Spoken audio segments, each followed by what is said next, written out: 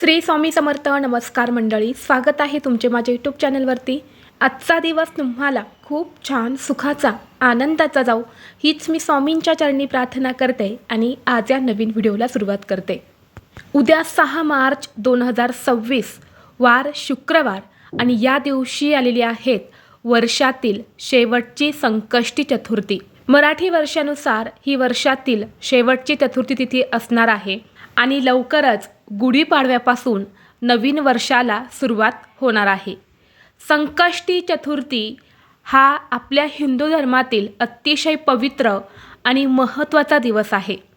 हा दिवस विशेष लॉर्ड गणेशा यांना समर्पित आहे, म्हणजे गणपती बाप्पांना समर्पित आहे. संकष्टी या शब्दाचा अर्थ संकट दूर करणारा असा होतो, म्हणजेच संकट दूर करणारी अशी ही तिथी. म्हणून या दिवशी भगवान गणेशाची पूजा केल्याने जीवनातील सर्व दुःख, संकट, अडचणी दूर होतात असे मानले जाते.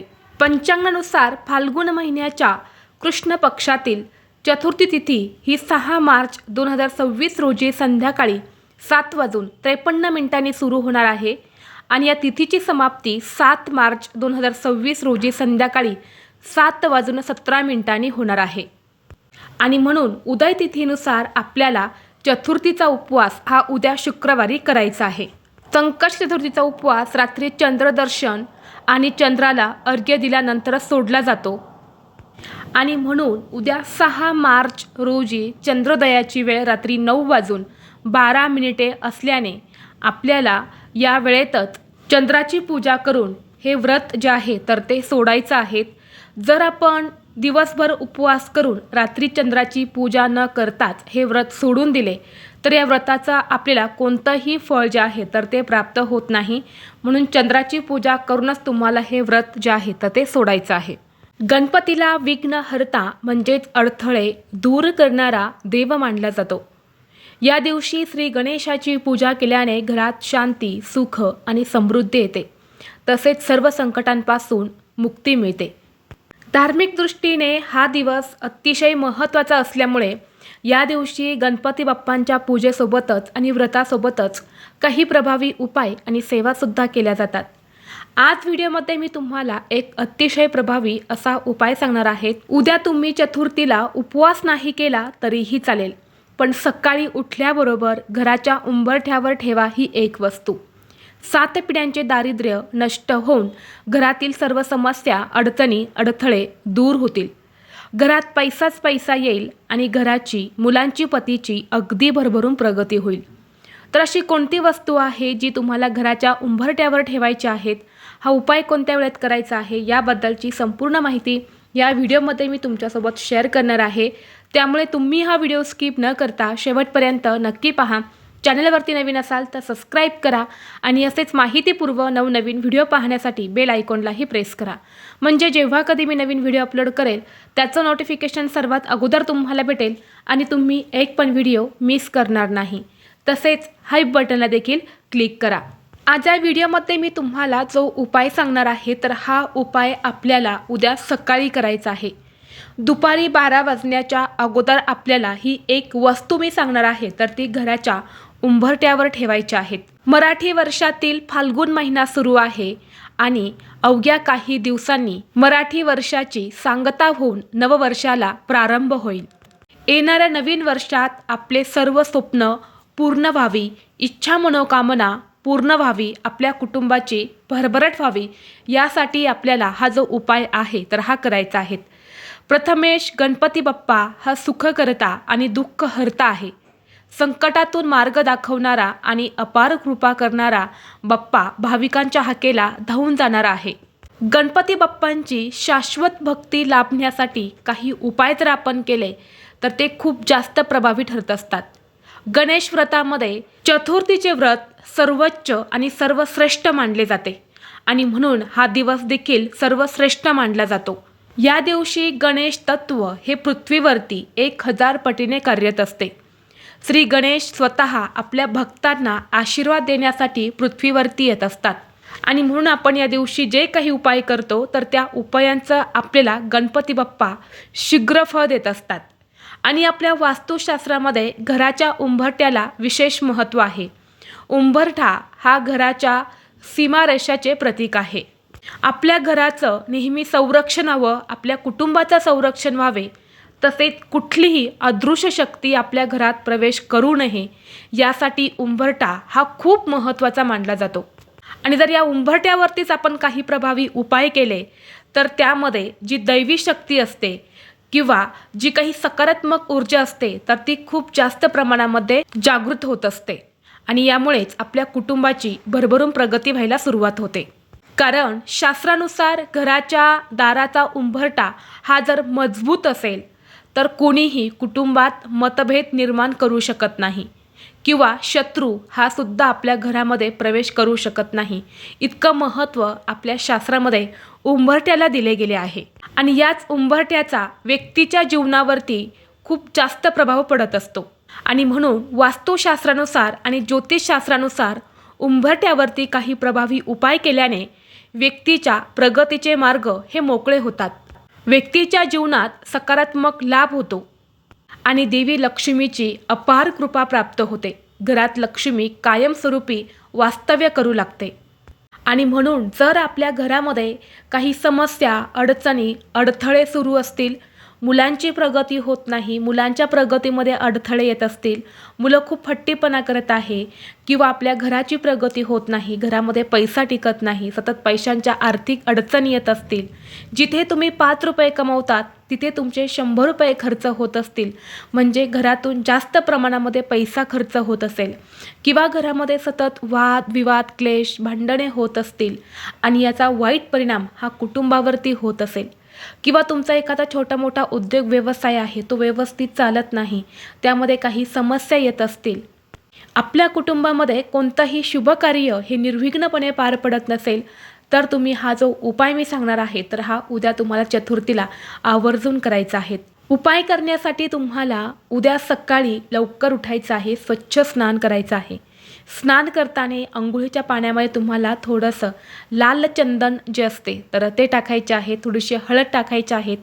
यामुळे आपल्यामध्ये असणारी नकारात्मकता, वाईट शक्ती जी आहे तर ती नष्ट होते आणि आपल्यामध्ये एक सकारात्मक ऊर्जा जी आहे तर ती निर्माण होते. यानंतर स्वच्छ कपडे परिधान करून सर्वप्रथम आपल्या देवघरातील देवांची विधिवत पूजा करून घ्यायची आहे. गणपती बाप्पांची मूर्ती असेल तर मूर्तीवरती तुम्हाला अभिषेक करायचा आहे. शुद्ध पाण्याने केला तरीही चालेल किंवा पंचामृताने केला तरीही चालेल. जर शुद्ध पाण्याने अभिषेक करणार असेल तर अभिषेक करत असताना तुम्हाला गणपती अथर्वशीर्षमचं पठण करायचं आहे आणि हे अभिषेक केलं तीर्थ जे आहे तर ते मुलांना पाजायचं आहे आणि बाकीचं तीर्थ हे पिण्याच्या माठामध्ये तुम्हाला टाकायचं आहे. कारण ते सिद्ध राहिलं असतं, त्यामध्ये एक दैवी शक्ती असते आणि गणपती बाप्पा जे असतात ना ते विद्येचे आणि ज्ञानाचे देवता आहे. जेव्हा आपण हे तीर्थ आपल्या मुलांना देतो तेव्हा मुलांचा हट्टीपणा, तापटपणा, चिडचिडेपणा हा कमी होतो आणि मुलांची प्रगती व्हायला सुरुवात होते. त्यांना अभ्यासामध्ये यश मिळू लागते. म्हणून मुलांना हे तीर्थ नक्की पाजा. पंचामृताने अभिषेक केला तर थोडंसं तीर्थ तुम्हाला मुलांना नक्की पाजायचं आहे आणि बाकीचं तीर्थ हे तुम्ही तुळस सोडून कोणत्याही झाडाला घालू शकता.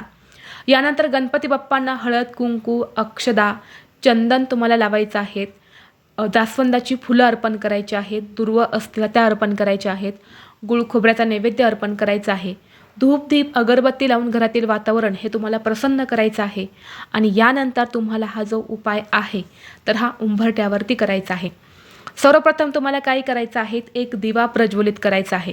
दिवा हा तुम्ही कोणत्याही धातूचा घेऊ शकता, मातीचा घेतला तरीही चालेल. दिव्यामध्ये तुम्हाला तूप घालायचं आहे.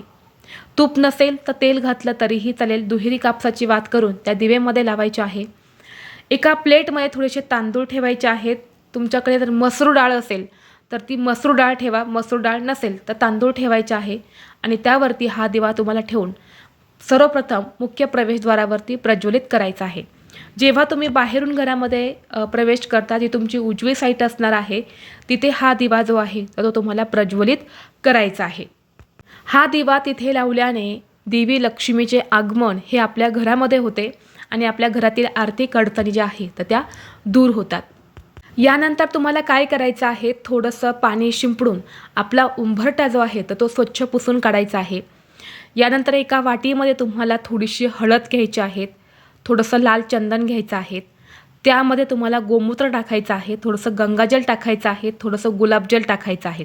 जेवढ्या वस्तू तुमच्याकडे असतील तेवढ्या वस्तू तुम्हाला त्यामध्ये टाकायच्या आहेत आणि त्याची पेस्ट बनवून आपण ज्या प्रकारे उंबरठ्यावरती हळदीचं लेपन करतो त्या पद्धतीने तुम्हाला उंबरठ्यावरती त्या वस्तूंचं लेपन करायचं आहे.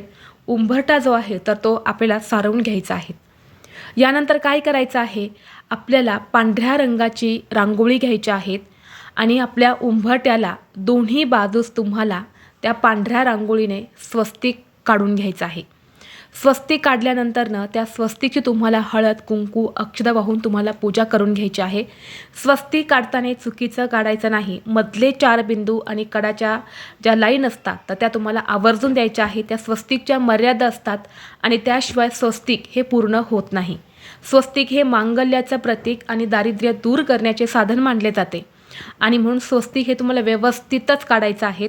कारण या स्वस्तिकमध्ये अनेक देवी देवतांसोबत श्री गणेशाचा वास असतो आणि म्हणूनच कोणतीही पूजा असो किंवा काही शुभ कार्य असेल तेव्हा स्वस्तिक काढून गणपती बाप्पांची पूजा केली जाते आणि यानंतरच त्या शुभ कार्याला सुरुवात केली जाते. इतकं महत्त्व स्वस्तिकला दिले जाते.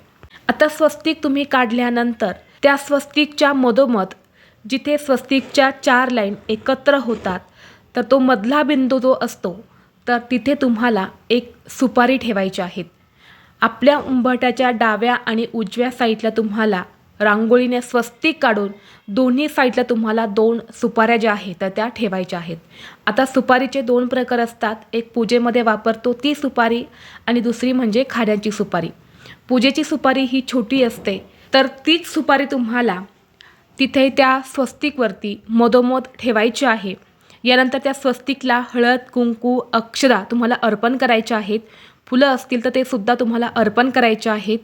यानंतर दोन्ही हात जोडून तुम्हाला माता लक्ष्मी श्री गणेशाचं नामस्मरण करायचं आहे. सुपारी जी असते तर ते गणपती बाप्पांचं प्रतीक मानलं जातं आणि म्हणून आपण बघा पूजेमध्ये जेव्हा आपल्याकडे बाप्पांची मूर्ती किंवा फोटो नसतो तेव्हा आपण सुपारीलाच गणपती बाप्पांचं प्रतीक म्हणून सुपारीची पूजा आपण करत असतो. इतकं महत्त्व सुपारीला दिले जाते आणि जेव्हा ही सुपारी आपण उंबरठ्यावरती ठेवतो तेव्हा गणपती बाप्पांचा अखंड कृपा आशीर्वाद हा आपल्या कुटुंबावरती राहतो. आपल्यागत असणारी सर्व संकट अडचणी अडथळे जे आहेत तर ते दूर होतात. तसेच या उपायाने देवी लक्ष्मी ही सुद्धा प्रसन्न होते आणि धनप्राप्ती होत असते. आता ही सुपारी ठेवल्यानंतर दुसऱ्या दिवशी काय करायचं तर दुसऱ्या दिवशी ही सुपारी तुम्हाला घ्यायची आहेत. लाल पिवळ्या रंगाचा जो कलावा असतो तर तो तुम्हाला त्या सुपारीवरून बांधायचा आहे आणि ही सुपारी तुम्हाला गणपती बाप्पांच्या मंदिरात जाऊन अर्पण करून यायची आहे. तुमच्या घराजवळ जिथे कुठे गणपती बाप्पांचं मंदिर असेल तिथे जाऊन तुम्हाला सुपाऱ्या ज्या आहेत त्या अर्पण करून यायच्या आहेत.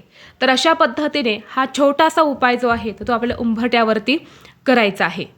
आणि सगळ्यात महत्त्वाची गोष्ट म्हणजे जेव्हा या सुपाऱ्या तुम्ही उंबरठ्यावरती ठेवणार आहे तेव्हा तुम्हाला त्या स्वस्तिकच्या मधोमध तुम्हाला थोडेसे तांदूळसुद्धा अर्पण करायचे आहे आणि तांदळावरती ही सुपारी तुम्हाला ठेवायची आहे. डायरेक्ट रांगोळीवरती ही सुपारी तुम्ही ठेवू नका. आणि जर तुम्हाला शक्य असेल तर ते स्वस्तिक तुम्ही रांगोळीऐवजी तांदळाचे स्वस्तिक काढले तर ते अतिशय उत्तम राहील. तांदळाचे स्वस्तिक तुम्हाला काढणं शक्य नसेल तर मग तुम्ही पांढऱ्या रांगोळी स्वस्तिक काढू शकता.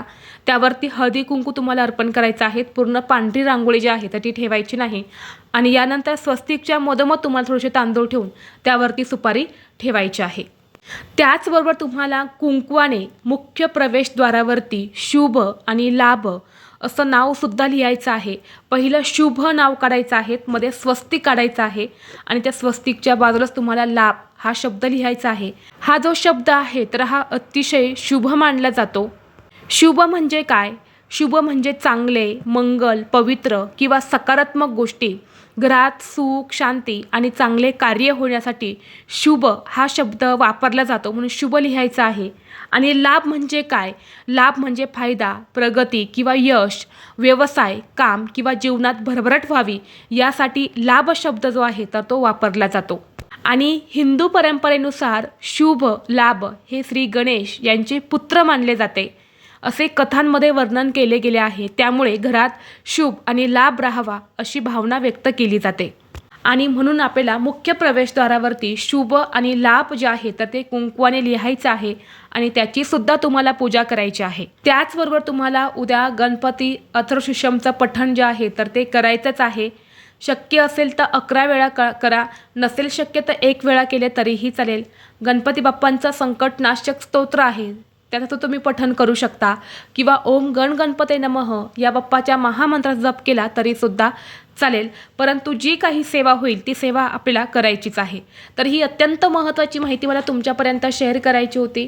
व्हिडिओ तुम्हाला आवडला तर लाईक करा, चॅनलवरती नवीन असाल तर सबस्क्राईब करा आणि हा व्हिडिओ आपल्या मित्रपरिवारासोबत जास्तीत जास्त शेअर करा. चला तर मग भेटू असंच पुढल्या एका नवीन व्हिडिओमध्ये. तोपर्यंत सर्वांना श्री स्वामी समर्थ.